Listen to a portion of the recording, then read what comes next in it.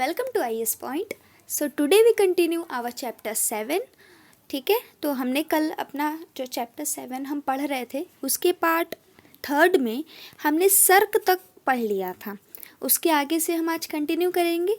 अगर आपको पहले के लेसन में कोई डाउट है तो आप पूछ सकते हैं, अदरवाइज़ आप पढ़िए, कंटिन्यू करिए। और हाँ, आपने नोट्स बनाए होंगे क्योंकि कल मैंने कुछ टॉपिक्स और कुछ डेफिनेशंस बोली थी, तो आप उसे लिख लिया करिए।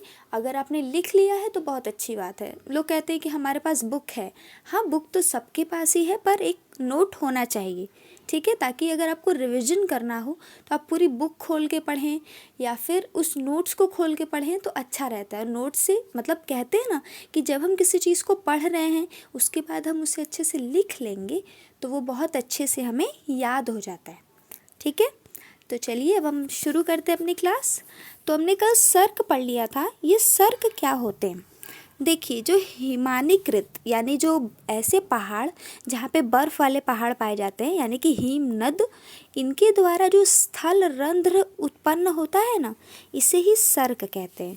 ठीक है, और ये मोस्टली कहाँ पाए जाते हैं? जो हिमनद है उनके शीर्ष पे पाए जाते हैं। ये काफ़ी ज़्यादा गहरे होते हैं और मतलब जितना ज़्यादा बर्फ़ पिघलेगा इनकी गहराई थोड़ी सी कम होती जाती है। ठीक है, और ये चौड़ी गर्त के होते हैं। नेक्स्ट क्या है? हॉर्न या फिर गिरी श्रृंग। अब ये देखते हैं कि हॉर्न क्या होता है। सर्क के जो शीर्ष पर अपर्दन अगर होगा ना तो उससे क्या निर्मित होते हैं? हॉर्न निर्मित होते हैं। यदि 3 या अधिक विकिरणित हिमनद निरंतर शीर्ष पर, ठीक है, यदि 3 या उससे अधिक विकिरणित जो शीर्ष है, हिमनद है, उसके शीर्ष पे बार बार अपर्दन होता है तो वो तीनों जो तल हैं वो आपस में आके मिल जाते हैं और एक किनारों पे एक नुकीली चोटी का निर्माण होता है जिसे हम क्या कहते हैं? हॉर्न कहते हैं। हॉर्न को हम किस तरीके से प्रदर्शित कर सकते हैं? हम कहते हैं ना कि जैसे सींग टाइप जो चीज़ें नुकीली हों, ठीक है, कोन के टाइप की, उन्हें हम हॉर्न कह सकते हैं, कहते हैं कुछ शब्दों में। तो जब कभी बर्फ़ के पिघलने या फिर अपर्दन के कारण उसकी जो रचना है वो थोड़ी सी नुकीली हो जाती है, उसके सारे तल आपस में मिल जाते हैं और ये मिलने के बाद एक नुकीली संरचना बनाते हैं, तो उसे हम क्या कहते हैं? हॉर्न कहते हैं। ठीक है, जैसे मान लीजिए ये 3 हिमनद हैं, ठीक है। अब एक दिन धूप हुई, ठीक है, एक दिन बहुत तेज़ से धूप हो गई तो यहाँ का ये जो पार्ट है ये पिघल गया, ठीक है, ये किनारे के पार्ट्स पिघलने लगे धीरे धीरे और कुछ क्षय के कारण मान लीजिए टूट गया, तो ये जो पार्ट है धीरे धीरे क्लोज आते जाएंगे बर्फ़, ठीक है, और फिर जब क्लोज आते जाएंगे तो धीरे धीरे देखेंगे नुकीली आकृति को बनाएंगे, तो इसे ही क्या कहते हैं? हॉर्न कहते हैं। अक्सर आपने अपने फ्रिज में देखा होगा, जब कभी मान लीजिए बहुत ज़्यादा आपके फ्रिज में बर्फ़ जमी हुई है और इफ़ अगर लाइट चली जाए 20 मिनट्स के लिए, तब तक जब तक वो जो बर्फ़ का पाउडर्ड फॉर्म होता है, चूरे वाले बर्फ़ होते हैं, वो पिघल जाए, ठीक है, जब वो पिघल जाती है तो बर्फ़ का एक शीट बन जाता है, एक मोटा पत्थर जैसा, शीशे जैसा कवर बन जाता है। आपने देखा होगा, वो थोड़े से नुकीले नुकीले हो जाते हैं। यदि बार बार लाइट जाए तो अक्सर ऐसा फ्रिज में देखने को मिल, तो जो ऐसे शेप का हमें आकृति दिखाई देती है वो हॉर्न की आकृति होती है। ठीक है, नेक्स्ट क्या है? हिमनद घाटी या फिर गर्त। अब देखिए, ये चैप्टर बहुत लंबा है लेकिन ये दोनों ही चैप्टर बहुत इम्पॉर्टेंट है। एक इससे पहले जो हमने चैप्टर 6 पढ़ा था वो भी बहुत बड़ा था और इस क्लास में सबसे बड़े चैप्टर्स यही दोनों हैं। इसके बाद के जो चैप्टर्स हैं वो शॉर्ट है, ठीक है, तो आज हमें इसे ख़त्म करना है क्योंकि आज पार्ट 4 है और ये बढ़ता ही जाएगा तो दिक्कत हो जाएगी। तो चलिए, हिमनद किसे कहते हैं? हिमानीकृत घाटियाँ गर्त की भांति होती हैं जो आकार में अंग्रेजी के अक्षर यू की तरह होती हैं, जिनके तल जो हैं वो चौड़े, किनारे चिकने तथा ढाल तीव्र होते हैं। अब देखिए, यू आकृति की बात की गई है तो ये मैंने आपके सामने यू बना दिया, ठीक है। इससे आपको क्या दिखा कि इनका जो तल है ये चौड़ा है। ऑब्वियस सी बात है, जो तल है क्या है? चौड़ा है, ठीक है। और ये किनारा आप देख रहे हैं, ये किनारा और ये किनारा, ये क्या है? चिकना है, क्योंकि इधर मोड़ है ना तो थोड़ा सा चिकना किनारा है, और ढाल है, यहाँ कोई चीज़ अगर आप रखेंगे तो वो तुरंत नीचे गिर कर आएगी, उसे समय बहुत ही कम लगेगा। तो इसलिए इसकी जो ढाल है वो क्या है, तीव्र है। ठीक है, इसे आप फिगर बना के भी बता सकते हैं, जैसे आपने अपनी कॉपी पे इसके बारे में लिखा हिमनद घाटी के बारे में, फिर आप इस तरह यू के संरचना की ये आकृति बना दीजिए। यहाँ पे लिख दीजिए चिकना है, और ये लिख दीजिए बहुत चौड़ा है, और कोई भी चीज़ बहुत आसानी से नीचे आती है, यानी जो ढाल है वो क्या है, तीव्र है। ठीक है, नेक्स्ट, चट्टानी धरातल पर जो झील भी होती है ना, वो काफ़ी ज़्यादा उभरी हुई होती हैं, और ये हिमोड़ मलबे से बनती हैं। अभी हिमोड़ मलबा क्या होता है, देखिए, हिमोड़ मलबा मतलब बर्फ़ जो है उसका जो मलबा होता है उसे ही हिमोड़ मलबा कहते हैं। ठीक है, और ये बहुत ज़्यादा वहाँ पे एकत्रित होता रहता है, इसलिए वहाँ की जो झीलें होती हैं वो थोड़ी सी उभरी हुई होती हैं, यानी गहराई होती है लेकिन उभार होता है, भरी भरी होती हैं। ठीक है, मतलब पानी नीचे नहीं दिखेगा आपको। मुख्य घाटी के एक या दोनों तरफ ऊंचाई पर लटकती घाटी भी होती है, यानी कि हैंगिंग वैलीज भी होती हैं। नेक्स्ट है निक्षेपित स्थल रूप, पिघलते हुए हिमनद द्वारा भारी मात्रा में मिश्रित रूप में निक्षेप हिमोड़ या हिमनद गोलाश्म के रूप में जाना जाता है। इन निक्षेप में अधिकतर चट्टानी टुकड़े या कम नुकीले आकार के भी होते हैं।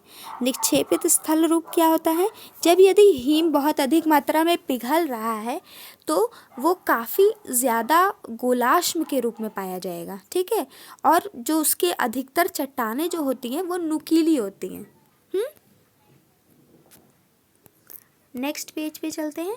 जो उसकी चट्टानें जब वो पिघलता है तो काफ़ी ज़्यादा नुकीली होती हैं, इसीलिए यदि किसी मान लीजिए कोई बर्फ़ है, बर्फ़ का बहुत सारा पहाड़ है, उसके तल या किनारों पर यदि बर्फ़ पिघले तो किसका निर्माण होगा, सरिताओं का निर्माण होता है।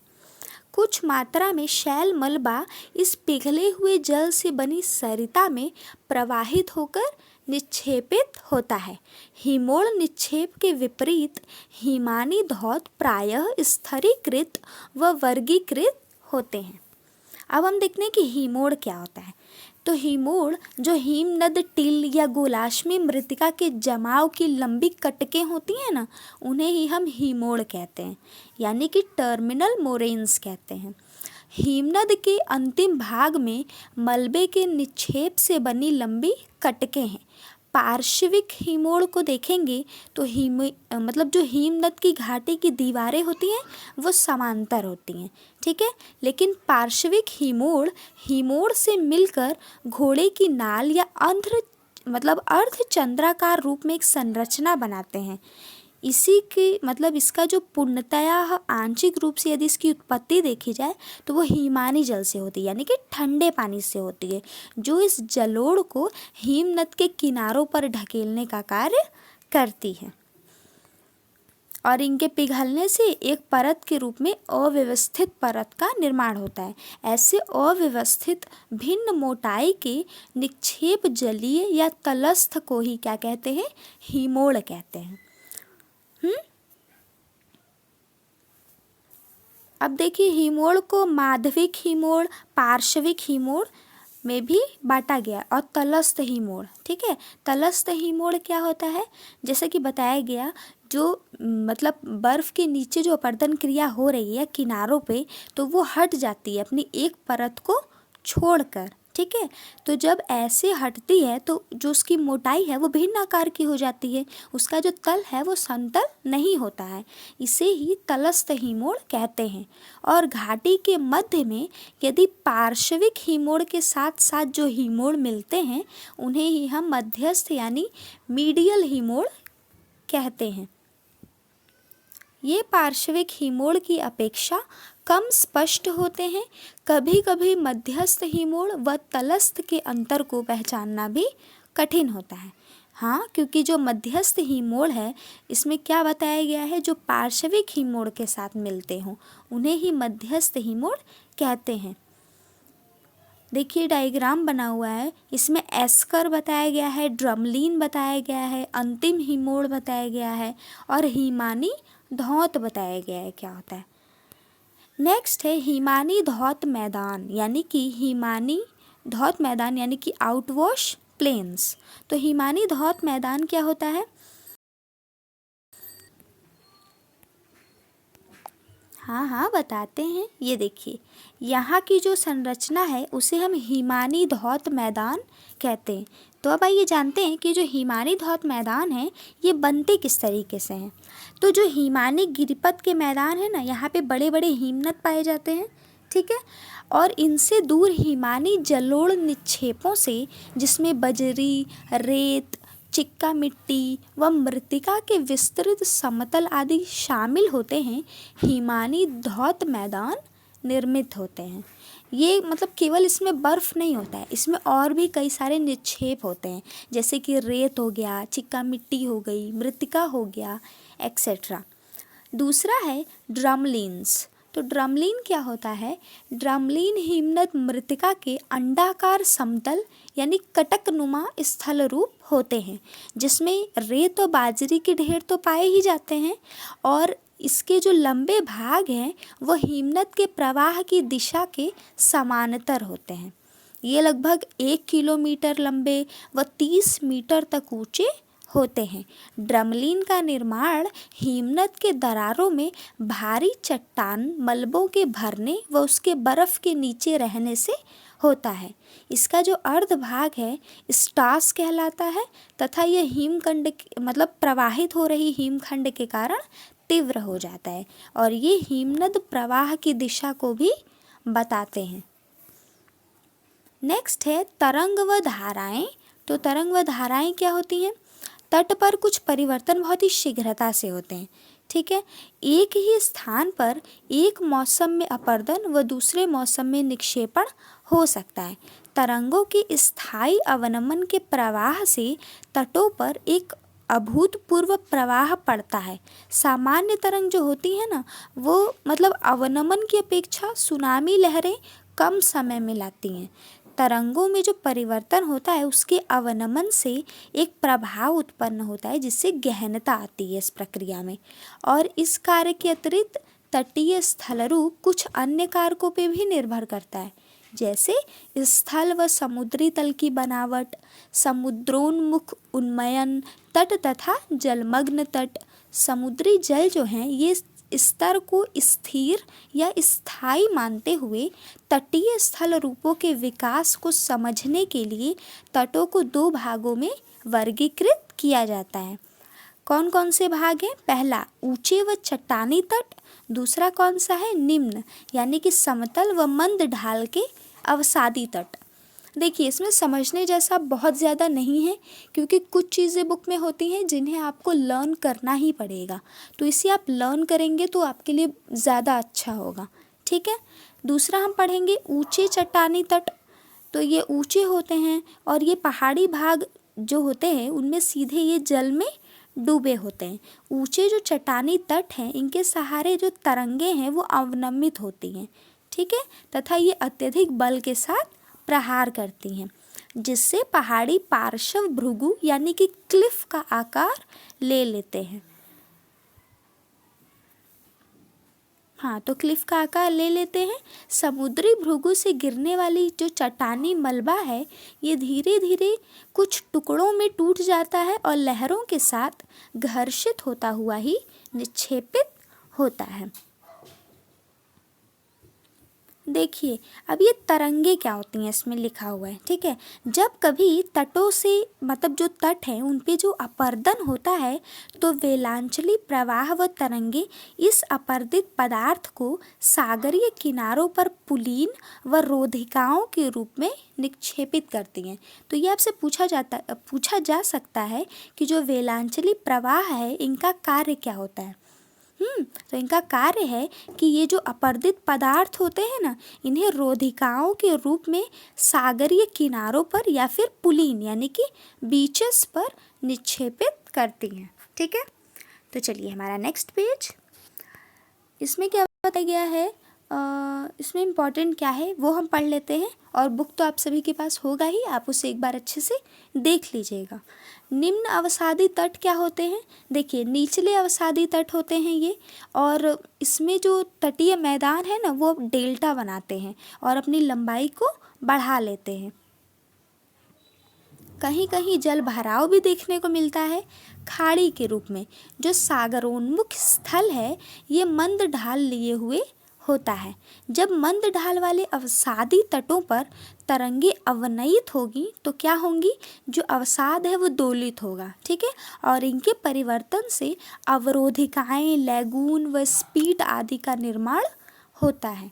तो स्पीट और अवरोधिकाएं, लैगून आदि का निर्माण कैसे होता है ये भी आपसे पूछा जा सकता है। तो आप क्या बताएंगे कि जब मंद ढाल वाले अवसादी तटों पर तरंगे अवनमित होती हैं तो ही लैगून, अवरोधिकाएं व स्पीट का निर्माण होता है, ठीक है। दूसरा है लैगून कालांतर में दलदल में परिवर्तित हो जाते हैं जो बाद में तटीय मैदानों पर बनते हैं। अवसादों के अतिरिक्त सुनामी हो गया, तूफान, लहरें इसमें अभूतपूर्व परिवर्तन लाती हैं। बड़ी नदियाँ जो अधिक नद भार लाती हैं निचले अवसादी तटों के साथ वो डेल्टा का निर्माण करती हैं, ठीक है। हमारे देश का पश्चिमी तट ऊंचा चट्टानी निवर्तन यानी रिट्रीटिंग तट है, ठीक है। पश्चिमी तट पर जो अपरदित आकृतियां हैं वो बहुतायत मात्रा में हैं। भारत के जो पूर्वी तट है ना वो निचले अवसादी तट है।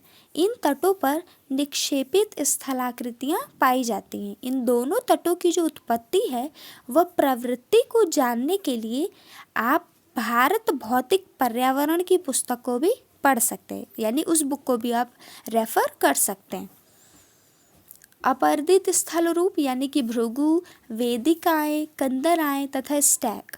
तो कंदराएं और वेदिकाएं हमने पढ़ लिया था, भृगु भी हमने अभी पढ़ लिया है। इसमें हम ढूंढेंगे कि स्टैक कहाँ है, ठीक है। तो ऐसे तट जहाँ अपर्दन एक प्रमुख प्रक्रिया है वहाँ दो प्रकार की आकृतियाँ पाई जाती हैं। पहली कौन सी आकृति है? घर्षित भृगु या फिर वेदिकाएं पाई जाएंगी, क्योंकि इन्हीं के कारण समुद्र भृगु की जो ढाल है वो तीव्र होती है, जो कुछ मीटर से लेकर लगभग 30 मीटर या उससे भी अधिक हो सकती है। जो समुद्री भृगु से जो शैल का मलबा जो प्राप्त होता है वो मतलब जो भी शैल प्राप्त होता है वो मलबे से ढका हुआ होता है। अगर ये प्लेटफॉर्म तरंग की औसत ऊंचाई से अधिक ऊंचाई पर मिलते हैं तो इन्हें तरंग घर्षित वेदिकाएं कहते हैं। भृगु की कठोर चट्टान के विरुद्ध जब तरंगे आपस में टकराती हैं तो भृगु के आधार पर एक रिक्त स्थान का निर्माण करती हैं और इसे गहराई से वो खोखला कर देती हैं, जिसमें समुद्री कंदराएं बनती हैं। और इन कंदराओं के कारण ही अगर ये कंदराएं मान लीजिए ध्वस्त हो गई तो फिर किसका निर्माण होगा? आप लोगों को मैंने बताया था, बताइए। तो ये एक स्थान से दूसरे स्थान पे हट जाएंगे, ठीक है, और इनसे कुछ अवशेष तटों पर अलग अलग छूट जाएंगे। और जब ये अलग अलग छूटेंगे, जो अवशेष छूटते हैं उन्हें समुद्री स्टैक कहते हैं। लेकिन उन कंदराओं के मिलने से खाड़ी का निर्माण होता है, ठीक है, खाई का, जो बहुत ही गहरी होती है।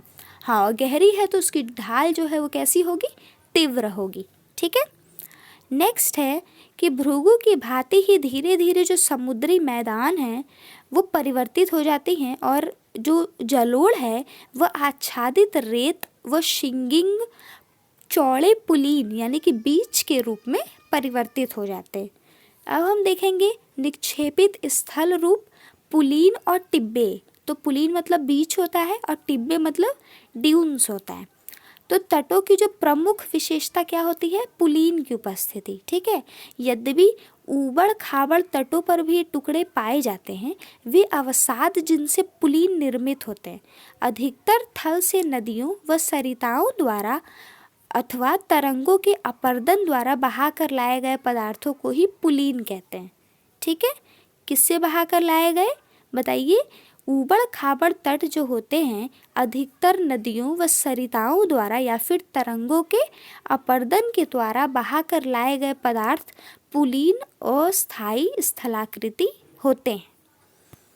ये अस्थायी होते हैं क्योंकि ये बहा कर लाए जाते हैं। ठीक है, मान लीजिए आज मान लीजिए गंगा जी के किनारे या किसी भी किनारे आपने देखा कोई चीज़ बह कर आई है, तो ज़रूरी नहीं है ना कि वो हमेशा वहीं पे रहेगी। यदि पानी का बहाव 1 घंटे बाद थोड़ा तेज़ हुआ तो उसे बहाकर कहीं और ले जाएगा।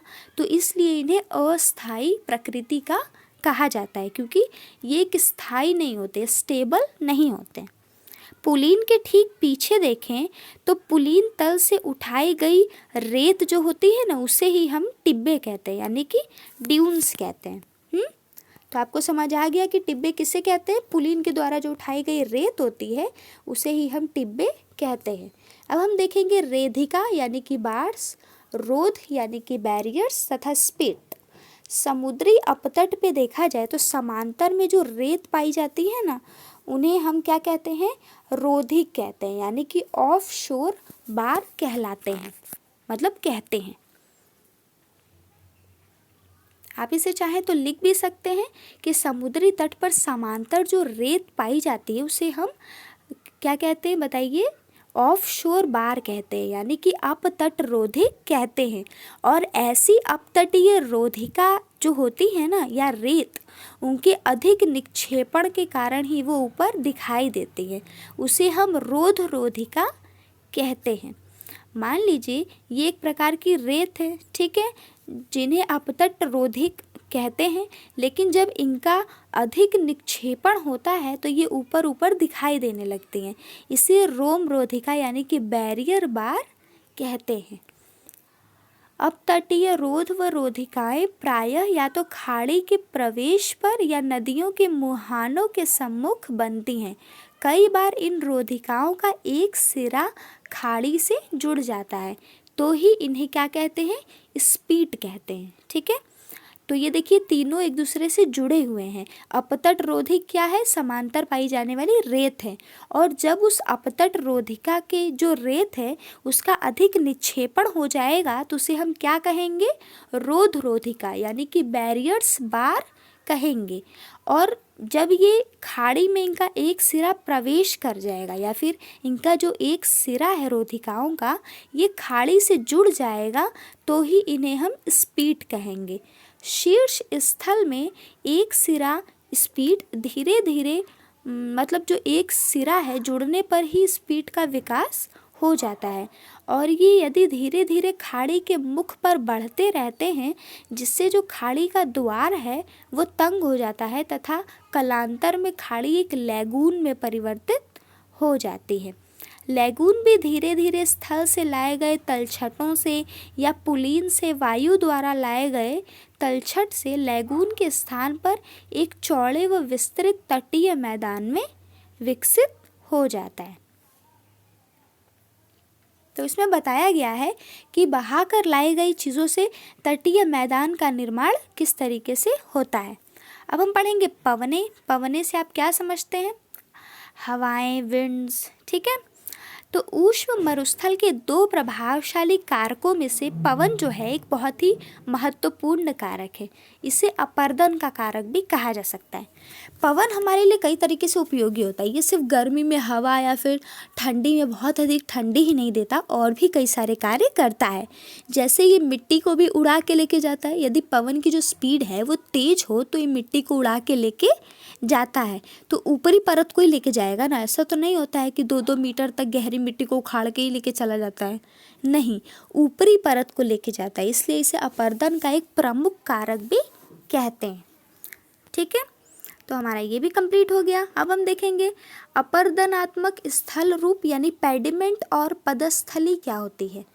तो मरुस्थल में भूदृश्य का जो विकास है ना, वो पेडिमेंट का निर्माण व उसका ही एक विकसित रूप है। यानी भूदृश्य का जो विकास होता है वह पेडिमेंट के कारण संभव नहीं होता। पर्वतों के ज़मीन यानी कि आधार पे यदि हम देखें तो मलबे सहित या फिर मलबे रहित, ज़रूरी नहीं है कि एकदम मलबा जो है वो एब्सेंस हो या फिर पूरी तरीके से प्रेजेंट हो, यानी कि नॉर्मल मात्रा में, एवरेज अमाउंट में वो रहता है। ठीक है, तो मलबे के रहित या फिर उसके सहित चट्टानी जो तल है उसे ही हम पेडिमेंट कहते हैं। ठीक है। तो जो पर्वत हैं उनका ऊपरी सिरा तो मान लीजिए थोड़ा कमज़ोर हो सकता है, हाँ, लेकिन जो निचला सिरा है वो काफ़ी ज़्यादा मजबूत है, क्योंकि वो बेस होता है ना। तो वो जो बेस है, चट्टानी बेस, उसे ही हम पेडिमेंट कहते हैं। पेडिमेंट का निर्माण पर्वतीय अग्रभाग के अपर्दन, मुख्यतः सरिता के क्षैतिज अपर्दन व चादर बाढ़ दोनों के संयुक्त अपर्दन से होता है। अपर्दन जो है वो भूसन्निहित के तीव्र ढाल वाले कौर के साथ साथ ही प्रारंभ होता है या विवर्तनिकी द्वारा नियंत्रित कटावों के तीव्र ढाल वाले पार्श्वों पर अपर्दन प्रारंभ होता है। तो अब हम पढ़ेंगे प्लाया। प्लाया क्या होता है? मान लीजिए जो मरुभूमि है यानी मैदान, मरुस्थलीय भूमि, ठीक है, ये एक प्रमुख स्थल रूप है। पर्वतों व पहाड़ियों से घिरे बेसिन में जब भी अपवाह जो है वो मध्य में होता है तो उनके किनारों पर जो जमाव यानी जो भी बहा कर लाई गई चीज़ें होती हैं वो उनके किनारों पर इकट्ठा होती है और धीरे धीरे एक समतल मैदान की रचना हो जाती है। और यदि पर्याप्त जल वहाँ पे उपलब्ध हो तो एक उथली जल झील का निर्माण होता है, जिसे क्या कहते हैं? प्लाया कहते हैं। अब देखेंगे कल्लर भूमि क्या होता है। कल्लर भूमि क्या होता है तो देखिए, हाँ, कल्लर भूमि जब ढाल परिवर्तन हो जाता है ना, जब ढाल अत्यधिक परिवर्तन हो जाता है, यानी कि उथले झील में जब ढाल परिवर्तन होता है तो वाष्पीकरण के कारण अल्प समय के लिए या फिर अक्सर उन लवणों में एक समृद्ध निक्षेप पाए जाते हैं। ऐसे निक्षेप को क्या कहते हैं? कल्लर भूमि या फिर क्षारीय क्षेत्र कहते हैं। दूसरा है अपवाहन गर्त तथा गुहा। अब ये क्या होता है? पवनों में एक ही दिशा में यदि चट्टानों का अपक्षय होता रहे तो इस प्रक्रिया से एक उथले गर्त बनते हैं, जिसे हम अपवाहन गर्त कहते हैं। अपवाहन प्रक्रिया से चट्टान जो होते हैं इनमें छोटे छोटे गड्ढे या फिर गुहिकाओं का निर्माण होता है।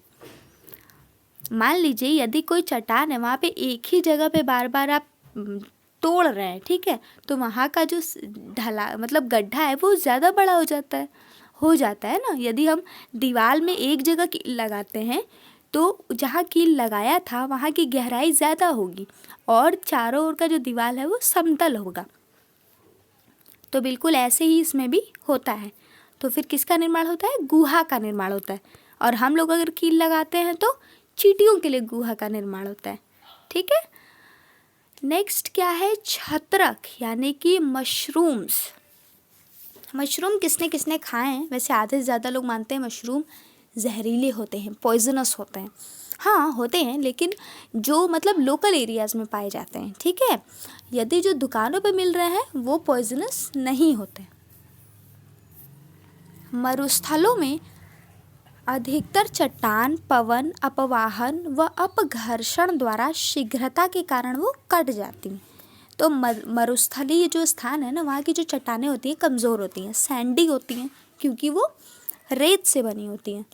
तो उनके लिए बहुत ज़्यादा अपर्दन क्रिया में बल की आवश्यकता नहीं होती है। थोड़ा सा भी बल लगता है तो वो अपर्दित हो जाती हैं। तो जब वो अपर्दित हो जाती हैं तो उनका जो कुछ भाग है वो घिस जाता है और वो टोपी के आकार का हो जाता है। क्या हो जाता है? टोपी के आकार का हो जाता है, जिससे किसका निर्माण होता है? ऊपरी भाग उनका विस्तृत होता जाता है और ऐसे जो अवशेष हैं वो पीठिका के भांति ही खड़े रहते हैं। जैसे कि मरुस्थल में देखा जाए तो जो अधिकतर चट्टानें होती हैं वो अपघर्षण के कारण बहुत ही आसानी से कट जाती हैं। और जब वो आसानी से कट जाती हैं, तो वो आसानी से जब कट जाती हैं तो उनके जो आधार होते हैं ना वो पतले हो जाते हैं, ठीक है। जैसे आप छत्रक से क्या समझते हैं? छत्रक का मतलब होता है छाता, ठीक है, कुछ इस तरह की संरचना, ठीक है। तो जब अपर्दन है वो काफ़ी तीव्र आधार का अपर्दन हो रहा है तो ये जो इधर का पार्ट है वो पूरा अपर्दित हो जाता है और ऊपर का पार्ट ही बच जाता है। जो एक टोपी के आकार की संरचना बना लेता है। और इसकी वजह से ही इसे मशरूम कहते हैं, मशरूम का निर्माण होता है। लेकिन ये पूरी तरीके से नहीं टूटते हैं, ये खड़े रहते हैं। ठीक है। निक्षेपित स्थल रूप, पवन एक छटाई करने वाला कारक के रूप में देखा जाता है, यानी ये जो बारीक बारीक जो रेत होती है ना, उनका बहुत आसानी से अपरदन हो जाता है। तो और जो मोटे आकार के जो कण होते हैं धूल के, वो पवन के साथ नहीं उड़ पाते हैं। जैसे जिनका साइज़ है वो ही आसानी से उड़ पाते। पूरी तरीके से साइज़ पे निर्भर करता है कि अगर पवन, मान लीजिए, या तो पवन की स्पीड पे निर्भर करेगा या तो कण के साइज़ पे। पवन की स्पीड कितनी भी हो, यदि 1 किलो का कण है तो नहीं न उठा पाएगा। तो बिल्कुल इसी तरीके से जो बारीक कण होते हैं उन्हें बहुत आसानी से उठा लेता है, लेकिन जो मोटे कण होते हैं उन्हें नहीं उठा पाता। परंतु जो मोटे आकार के कण होते हैं उनमें घर्षण उत्पन्न करते चले जाते हैं और वो अपने टकराने से अन्य कणों को भी ढीला कर देते हैं, जिसे सॉल्टेशन कहते हैं। ठीक है। तथा हवा में लटकते महीन कण अपेक्षाकृत अधिक दूरी तक उड़ाकर ले जाए जा सकते हैं। जो हवा में जो बहुत ही पतले कण हैं उन्हें बहुत आसानी से उड़ा के कई किलोमीटर दूरी तक लेकर जाया जा सकता है। लेकिन यदि उन्हीं कण जो हैं उनका भार बहुत अत्यधिक हो तो ये उतनी आसानी से संभव नहीं होगा। जब पवन की गति घट जाती है या मान लीजिए लगभग रुक ही जाती है, तो कणों के आकार के आधार पर ही निक्षेपण की जो प्रक्रिया है वो निर्भर करती है और तभी वो आरंभ होती है। पवन के निक्षेपित स्थल रूप में कणों की महीनता भी देखी जा सकती है। रेत की आपूर्ति व स्थायी पवन दिशा के आधार पर शुष्क प्रदेशों में पवन निक्षेपित स्थल रूप विकसित होते हैं। अब हम देखेंगे बालू या फिर टिब्बे क्या होते हैं। तो बालू का मतलब हमने जान लिया था कि सैंड होते हैं, और ड्यून्स यानी कि टिब्बे कैसे निर्माण हुआ मैंने आपको भी बता दिया है। अब देख लेते हैं बरखान क्या होते हैं। ठीक है। तो जब किसी मरुस्थल में यानी जहाँ बालू पाए जाते हों, ये एक नवचंद्राकार टिब्बे के आकार में हों, यानी कि इस तरीके से हों। देखिए नवचंद्राकार क्या होते हैं, इस संरचना में। जब वो इस संरचना में होते हैं तो उसे हम क्या कहते हैं, बरखान कहते हैं। ठीक है। क्या कहते हैं, बरखान कहते हैं। और भी कई सारे पार्ट्स दिए हुए हैं, सीफ हैं, अनुप्रस्थ हैं तथा पैराबोलिक हैं। आप इन्हें बनाकर एक्सप्लेन कर सकते हैं। तो आपका चैप्टर यहीं पे ख़त्म होता है। और अगर आपको कोई क्वेश्चन हो या कोई डाउट क्लियर ना हुआ हो तो आप पूछ सकते हैं, एनी डाउट। और अगर कोई डाउट है तो आप इसे कमेंट में लिखिए, अगले वीडियो में ज़रूर एक्सप्लेन कर दिया जाएगा। इससे जो जुड़े हुए इम्पॉर्टेंट क्वेश्चन हैं उन्हें हम कल की वीडियो में डिस्कस करेंगे और सॉल्व करने की कोशिश करेंगे। ठीक है। सो टेक केयर, बाय, और अपना ख्याल रखिए और अच्छे से पढ़ते रहिए। और हाँ, इसका नोट्स बना लीजिएगा और कल शायद हम कुछ क्वेश्चन भी पूछेंगे। अगर ये क्वेश्चन सॉल्व हो गए उसके बाद टाइम मिलता है तो आपसे क्वेश्चन भी पूछा जाएगा। देखते हैं कि आप लोग कमेंट में इसका जवाब दे पाते हैं कि नहीं।